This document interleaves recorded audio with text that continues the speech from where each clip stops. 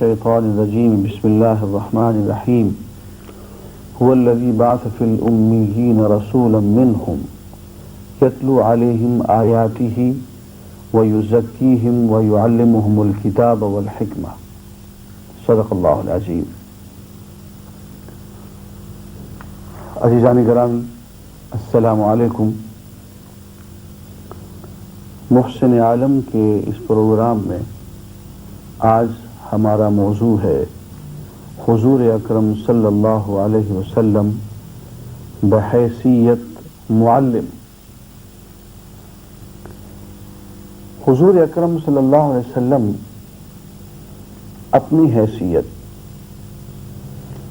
رسول، نبی اور خاتم النبیین کے بعد بحیثیت معلم کے متعین فرماتے۔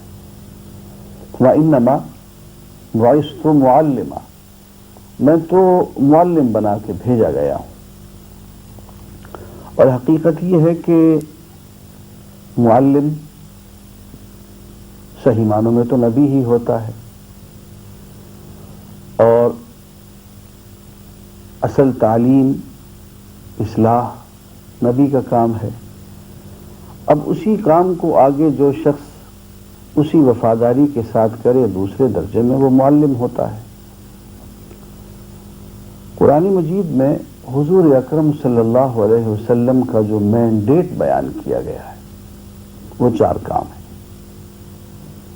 میں نے بھی آیت تلاوت کی کہ اللہ کی وہ ذات گرامی ہے جس نے ان پڑھ لوگوں میں ایک رسول بھیجا انہی میں سے، اور ان کے کام یہ ہیں یتلو علیہم آیاتہ، اللہ تعالیٰ کی آیات انہیں پڑھ سناتے ہیں، وَيُزَكِّيهِمْ، انہیں پاک کرتے ہیں، ان کے نظریات کو، افکار کو، خیالات کو،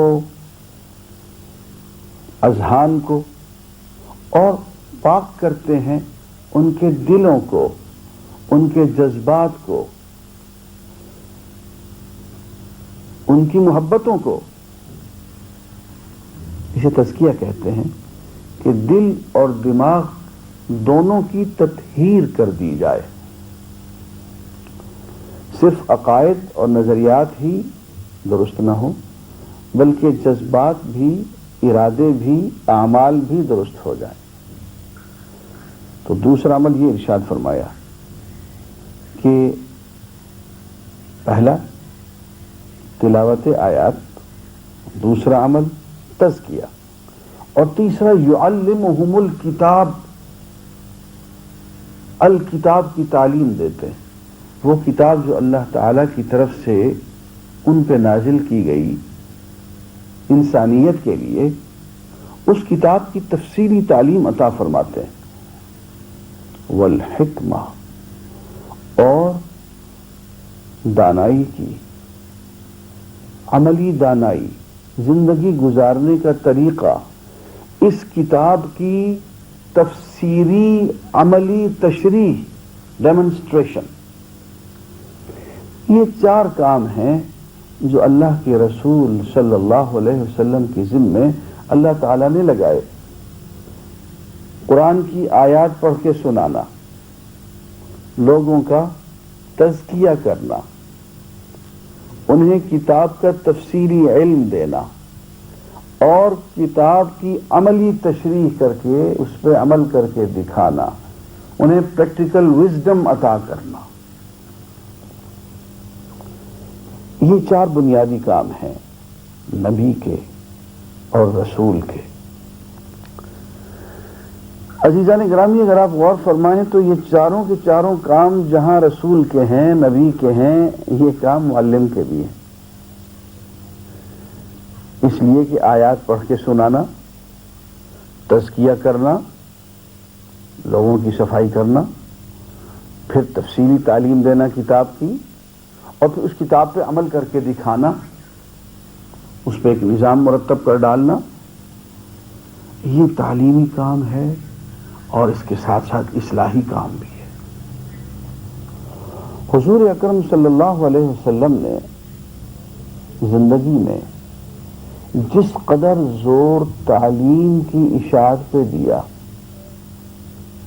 میری رائے میں کسی اور کام پہ نہیں دیا. یعنی حد یہ ہے کہ غزوہ بدر میں جو قیدی آئے ہیں ان قیدیوں کو چھوڑنے کی ایک شرط یہ تھی کہ میاں 10 آدمیوں کو لکھنا پڑھنا سکھا دو، جاؤ آزاد. ایک اور بات، اسلام نے جتنا جہاد جہالت کے خلاف اور اس کی عملی شکل جاہلیت کے خلاف کیا ہے، میری نظر میں اتنا زوردار جہاد کسی اور چیز کے خلاف نہیں کیا.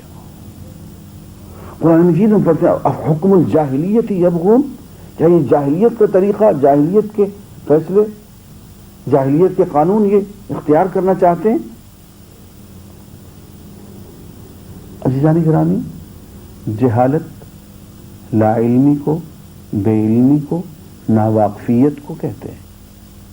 جو شخص جہالت اختیار کر لے اسے جاہل کہتے ہیں، اور جاہل کی پوری زندگی کے طریق کو جاہلیت کہتے ہیں. یہ جاہلیت یہ اپلائیڈ فارم ہے جہالت کی، لیکن جاہلیت اپنی جگہ ایک نظام بن جاتا جس کی بنیاد جہالت ہوتی ہے. اس کی بنیاد علم نہیں ہوتا، جہالت ہوتی. صدق نہیں ہوتا، سچائی نہیں ہوتی، حقیقت نہیں ہوتی، جھوٹ ہوتا ہے، خرافات ہوتی ہیں، میتھولوجی ہوتی ہے.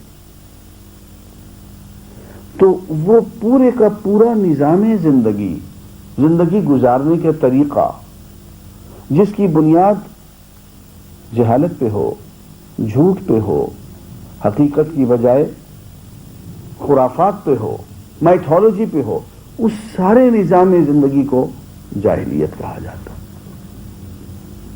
حضور اکرم صلی اللہ علیہ وسلم نے جس قدر جہاد جاہلیت کے خلاف کیا ہے کسی اور چیز کے خلاف نہیں کیا. خطبہ حجۃ الوداع میں یہی تو فرمایا کہ جاہلیت کی ہر رسم اپنے پاؤں تلے رونقتا ہوں. اور حضور اکرم صلی اللہ علیہ وسلم کی بعثت سے پہلے کے دور کو دور کفر نہیں کہتے، عہد شرک نہیں کہتے، عہد کفر نہیں کہتے، عہد جاہلیت کہتے، دور جاہلیت کہتے ہیں.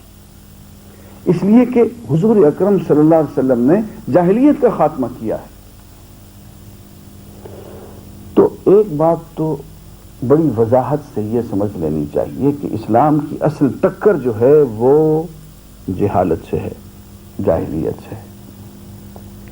مسلمان خواہ انتہائی زوال کے دور میں بھی ہوں، وہ سب سے زیادہ تعلیم کی طرف توجہ دیتے ہیں.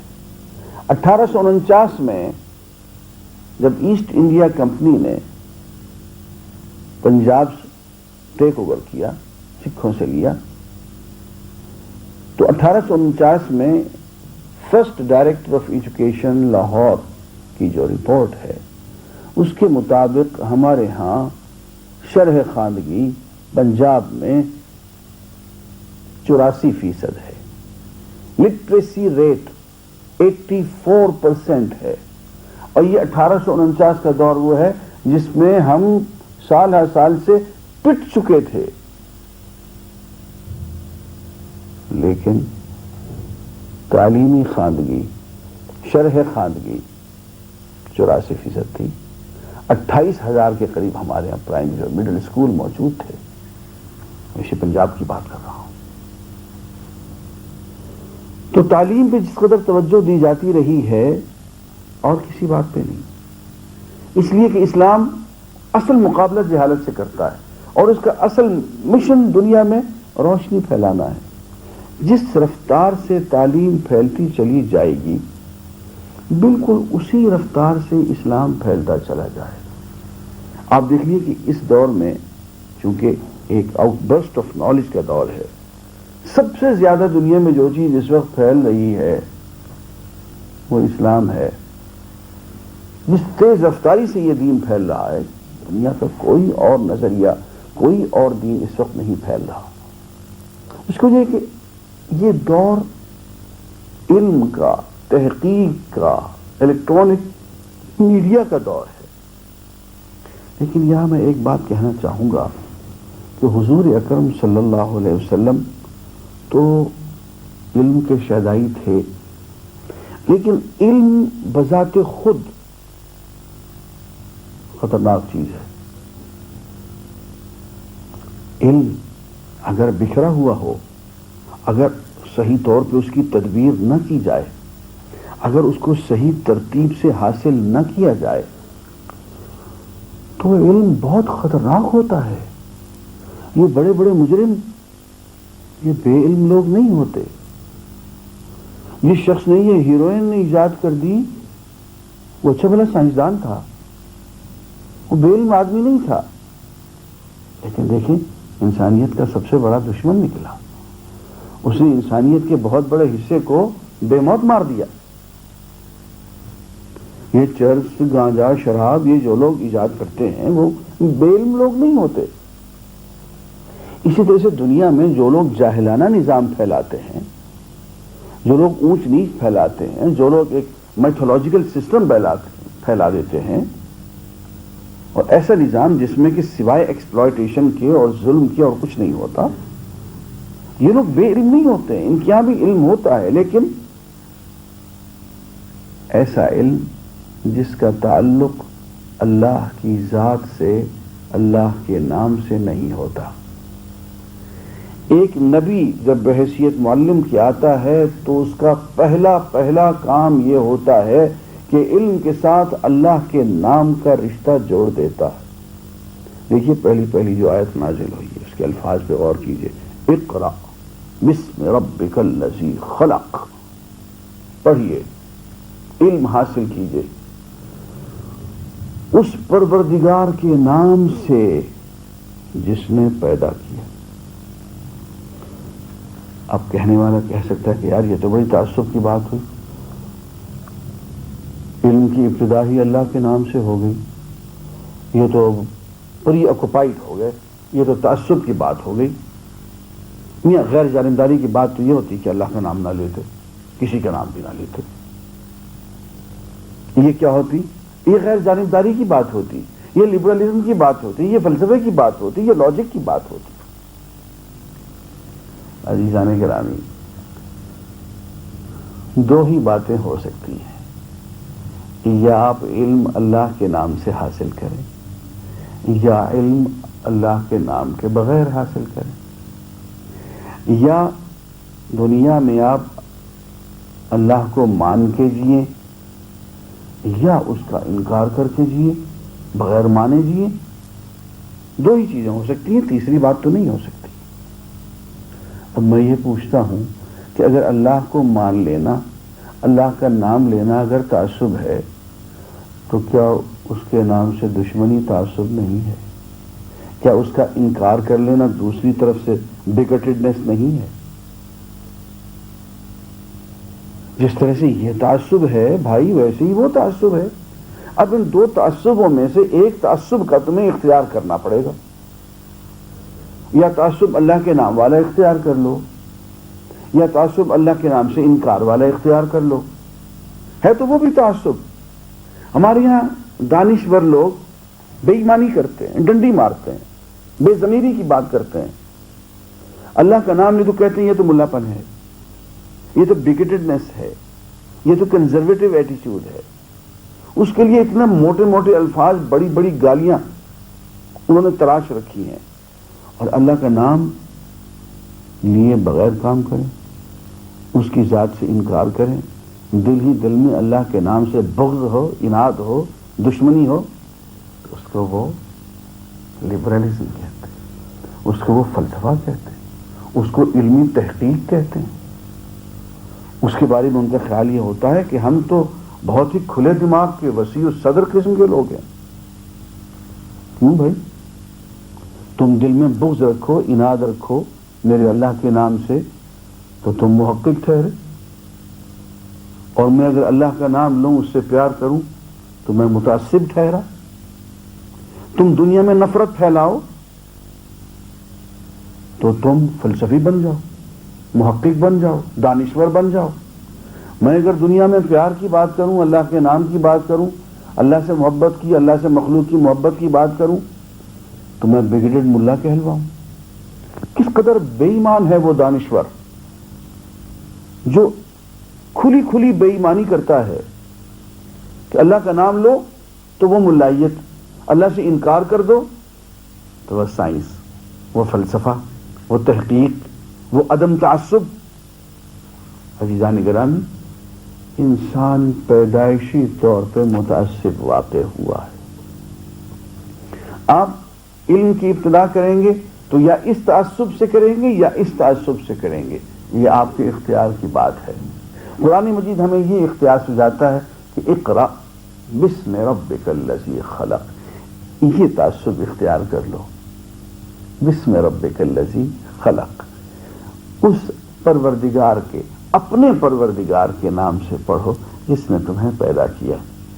اس لیے کہ جب تم ایسا کرو گے تو تم دنیا میں حقیقت کے مطابق اپنی علم کی ابتدا کرو گے. حقیقت کے خلاف اگر تم نے علم کی بنیاد باندھی تو قدم قدم پہ ٹھوکریں کھاؤ گے. کہیں بھی یہ کائنات تمہاری کسی بات پہ گواہی نہیں دے گی. کائنات کی ایک ایک بات اللہ کے وجود پہ گواہی دے گی, اور اللہ کے وجود کو مان کے اس کے نام پہ جب تم علم کی ابتدا کرو گے تو کائنات کا چپا چپا تمام مظاہر فطرت تمہاری ایک ایک تحقیق کی تصدیق کرتے چلے جائیں گے.